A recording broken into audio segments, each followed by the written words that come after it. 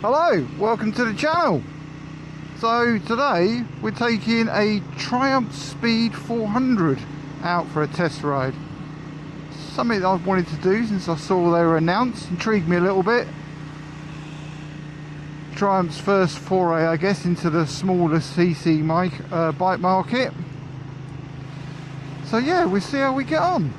I'm a big Triumph fan.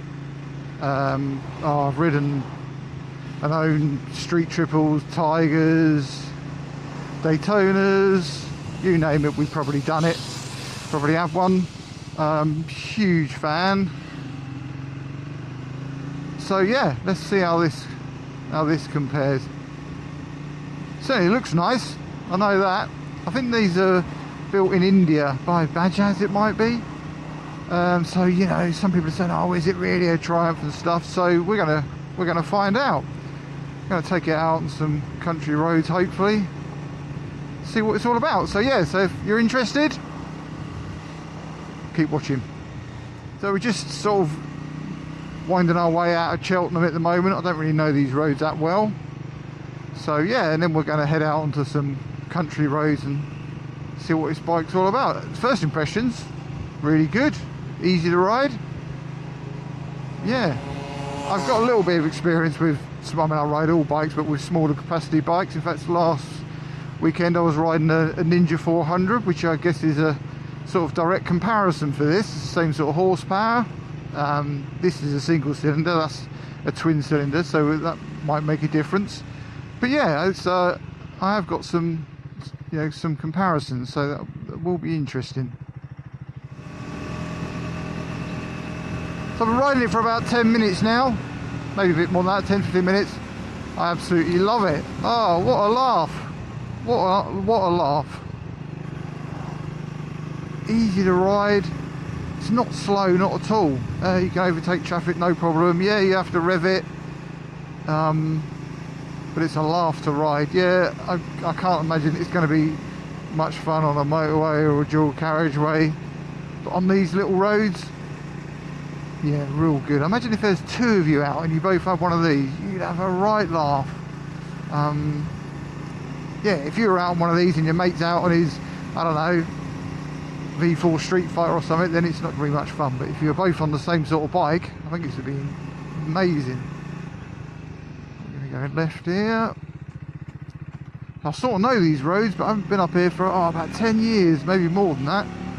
So, yeah, refresh my mind. But yeah, no, it's really easy to ride. Clutch is light, steering's really agile. He says he knows where he's going and he's lost already. No, we don't. Brakes need a bit of a yank maybe, but pretty good. Obviously the bike's quite light, so it doesn't need a huge amount of power to stop it. And it sounds good as well. Doesn't sound, you know, like a, I don't know, an underpowered bike. I don't think it is underpowered. But what it is, go give it a few revs. There we go, she's singing. So yeah, first impressions real good. See how we get on with the comfort. That's one thing, I guess, with a smaller bike. But yeah, initial impressions are good. I know I'm a massive Triumph fanboy, so like, I guess kind of to be expected, but if it wasn't good, I would say. So yeah, let's carry on, see how we get on a bit further. So this is Winchcombe, lovely town in the Cotswolds. As I said, I've not been here for a long time. It's a lovely place, lovely little village, I think.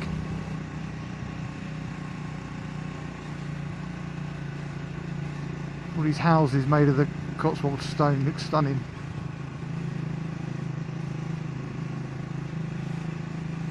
I'm going to try and swing a left down here somewhere. I think it was left down here. It takes you out towards where the steam railway is.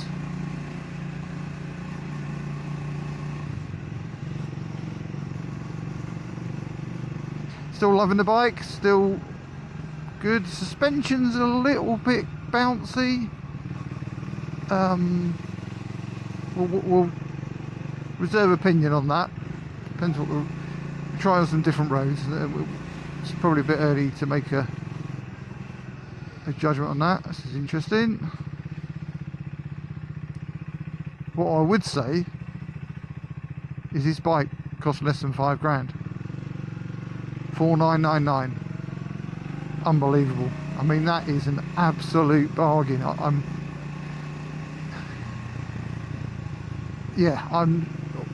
always stuck for words, which if people know me, they know that's a rarity. Yeah, that is an absolute bargain. I think they're going to sell these by the absolute bucket load.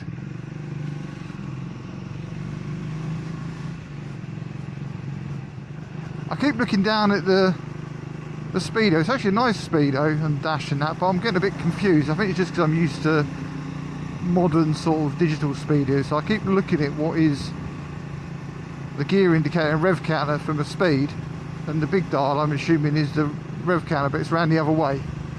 It's just getting used to it, but it's very clear once I can recalibrate my brain, I think. Yeah, I wouldn't mind the rev counter being a little bit bigger, but yeah, I'm nitpicking. I'm comparing it to much more expensive bikes and bikes built for a different purpose. I guess you have to think about who's going to be buying this bike. Is it first time riders, a way of them getting into the Triumph fold, which is brilliant because I guess Triumph want to get them into the Triumph brand, and then they can start off with a 400, then you can move up, you can have a Trident, Street Triple, and then you're in, aren't you? And also potentially older riders. I was talking to some guys the other day that ride classic bikes and stuff, and one of them had ordered one of these, and some of the others were thinking about it because they're lightweight, easier to manage. As you get older, I think you want something a little bit lighter and easier to manage, this is just perfect for that. So yeah, I think it's going to appeal to all sorts of people.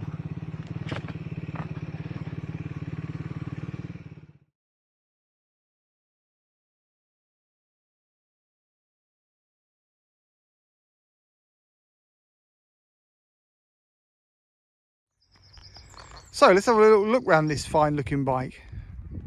So this is blue, I think they do black, and I think they do a dark red. As I said earlier, single disc on the front, but it looks nice. It doesn't look cheap, which was a concern. Build quality looks good. It certainly rides like it's got decent build quality. Seats come from, I can see what the seats come from. It's quite wide, the seat. Yeah, nice little, sun's in the wrong position really, but nice little speed 400 badges on the side. Had a bit of class, I think, to it. Yeah, it's a lovely looking bike. I think the bar end mirrors come as standard, which is also nice. Clocks are all nice. You probably saw that on the onboard. Yeah, it's got a nice stance to it. I do like it. I think they've done a good job for the money, without a doubt. I know I keep talking about the money, a bit boring, but it is such a big thing, I think. To be able to get this bike, I say it again, 4,999 is, I think, is creditable.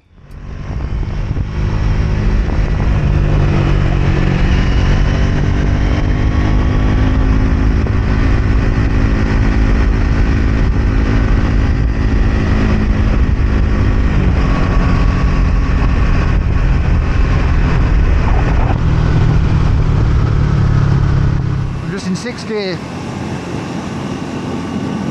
so not having to change down. Might do going uphill now, so a bit of a tight bend. Actually, have a look, it's got pretty decent tyres on it. It's got Pirelli Diablo tyres. I don't know if it comes to them as standard, but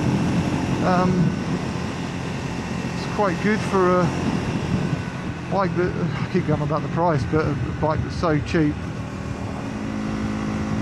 With these little bikes, sometimes I've found on the Ninja 400 and stuff, you have to plan your overtakes, because you haven't got a huge amount of power. But this has got low down grunt. I think maybe compared to the Ninja 400, it's got more low down grunt, but it runs out of oomph quicker, if that makes sense. I guess that's the single cylinder versus the twin.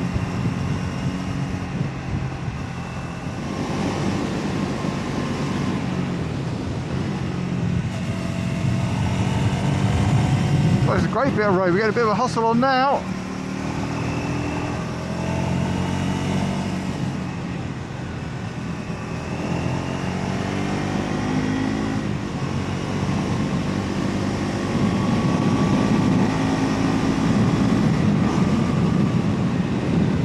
guess you're not going mega fast, but it feels just fun, and that's the whole thing, I suppose. That's what bike's about. It's supposed to feel fun.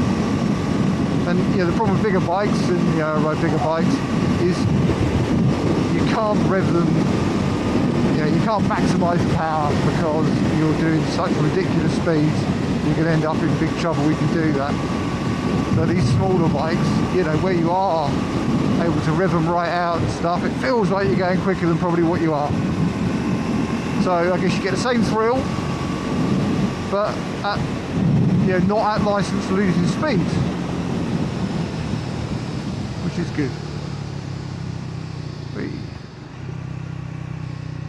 Okay, it's a bit of an iffy junction that for those guys pulling out.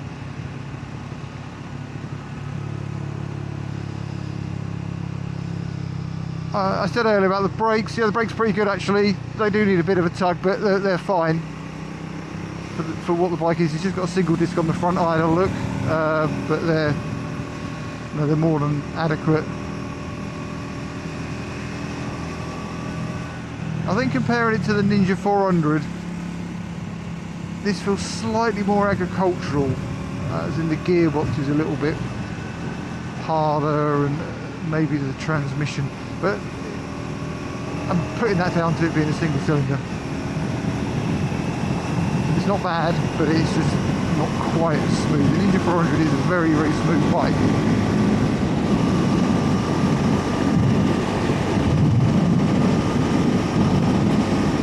And I think this is what it comes down to, is if you're buying a new bike, try out different models in whatever it is you're looking for, and then you make your choice. They're all good. It's very hard to find a bad bike, I think, these days. They've come on so far. Brakes, tyres, suspension, everything is so much better, which is natural, I guess. That's progression. But it means the bikes are all good. It's whatever ticks your, whatever floats your boat.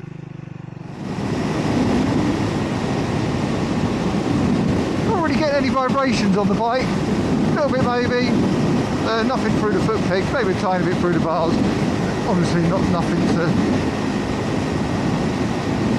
trouble you. I said earlier I reserved judgment on the suspension. I'm still doing that. It's not bad.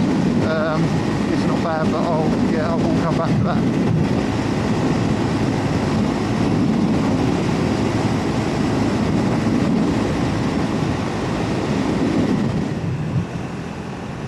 I guess it's worth talking about a comfort. Comfort's good. I always suffer with my backside. Sounds like a medical problem. It's not. Seats always just give me a sore backside. I think it's an age thing. This is pretty good. Plenty of support, but nothing's really aching yet. Foot position's good. Foot pegs are very slightly back. The riding distance is just real comfortable. It's quite neutral, I suppose. It's a bit like I had a Bonneville years ago, not an old Bonneville, sort of a 2005 Bonneville, something like that. Maybe the riding position is similar to that. I said I was going to talk about the suspension. I kept saying I was going to come to it later. I thought initially the suspension was a little bit crashy, harsh over the bumps, but actually I don't think it is. I just think it's a little bit soft. It's as simple as that. So no one will find it soft, I'm sure. Got to bear in mind the type of bike it is. It's not a sports bike. So I just think it's a little bit soft. So mention that price again, $4,999. What do you expect? You're not going to get Ohlins.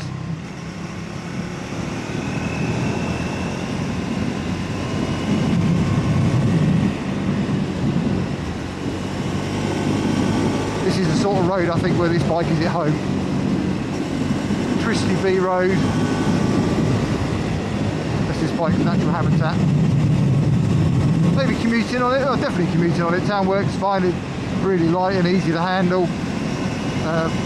But it comes alive through this sort of road. I mean, to be fair, on this sort of road with these sort of road surfaces, any bike would be fantastic, I suppose.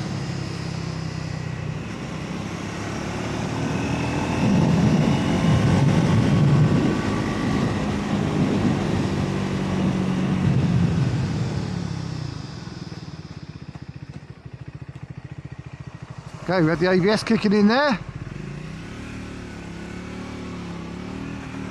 Yeah, I wasn't going that fast either. I certainly weren't breaking the speed limit.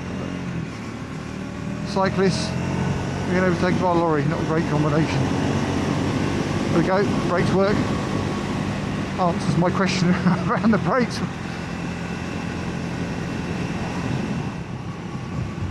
So pretty much done now. Thank you to Blade Triumph Cheltenham for the loan of the bike. As you've probably heard, I really like it. If you're interested in one, you need to take one out. I would suggest make your own mind up. But I thoroughly love the experience. Wouldn't mind one of these myself in the stable. So yeah, hope you enjoyed the video. Please subscribe, and then we'll see you on the next one.